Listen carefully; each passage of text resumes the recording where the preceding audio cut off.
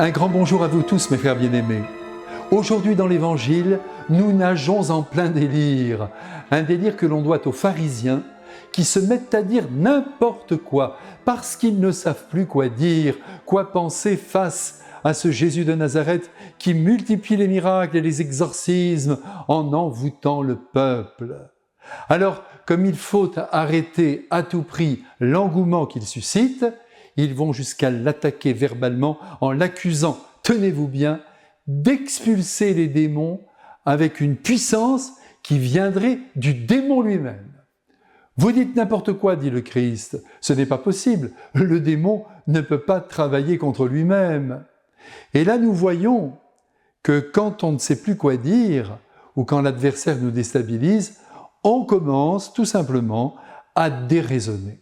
Je ne sais pas si cela vous est arrivé, mais parfois dans une conversation, lorsque les arguments commencent à manquer, on perd le contrôle de notre pensée.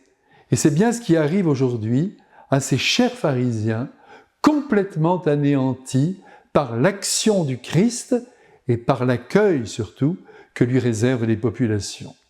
Jésus donc rétablit le bon sens en rappelant, et c'est une bonne leçon pour nous, que tout royaume divisé contre lui-même périt. Ah, c'est important de se rappeler cela, mais oui, c'est vrai dans nos amours, c'est vrai dans nos familles, dans notre milieu professionnel. Dès que la division s'installe, dès que l'on porte atteinte à l'unité, on finit par détruire notre amour, notre famille, et même par quitter notre travail. Il faut donc faire attention à tous les germes de division que nous entretenons. Regardez par exemple les confessions chrétiennes, qui pourtant se réclament toutes du Christ. Elles sont divisées, et parfois depuis si longtemps. Et dans l'Église catholique elle-même, à cause de nos prises de position, de nos goûts et même de nos sensibilités, nous faisons souvent courir un grand risque à cette unité que le Christ a tant voulu et qu'il nous a supplié quand il était sur sa terre de construire de toutes nos forces. Que tous soient un, comme le Père et moi, nous sommes un, a-t-il dit. Et en famille, il en est de même, je le redis, on en veut à celui-ci, on en veut à celle-là, on ne range jamais les dossiers qui nous séparent, et on augmente la tension, et on brise l'unité, et donc l'amour entre nous. Et parfois pour des affaires de succession ou d'argent, ce qui est horrible. Il y a évidemment des situations compliquées qui ne peuvent pas facilement s'arranger, mais il faut quand même faire tout son possible pour aller loin, y compris dans le pardon, voilà le maître mot, de manière à tenter de recréer cette unité qui rend la vie agréable et qui nous donne, qui nous accorde la paix intérieure. Traîner nos animosités à longueur de vie finit par nous détruire. Tout royaume divisé contre lui-même périt, a dit le Christ, à ne jamais oublier. Pour en revenir au démon, à ce fameux Belzéboul, on voudrait bien qu'il n'existe pas. Mais hélas, si l'on en croit la parole de Jésus, et je vous conseille de le croire, on est bien obligé de nous confronter à cet être maléfique et à son univers ténébreux.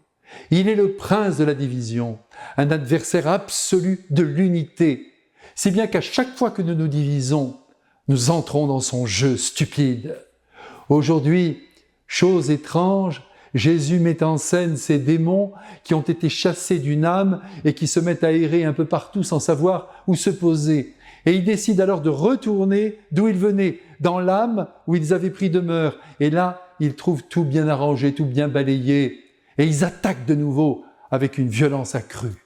Alors, que retenir de cette histoire? Eh bien, tout simplement ceci, quand on décide de vivre selon les pensées du Christ, on est attaqué doublement. Et c'est cette furie à laquelle on assiste si souvent dans la vie des saints, des saintes, mais aussi des braves gens qui font un bien fou autour d'eux et que l'on cherche à détruire dans leur action, dans leur réputation.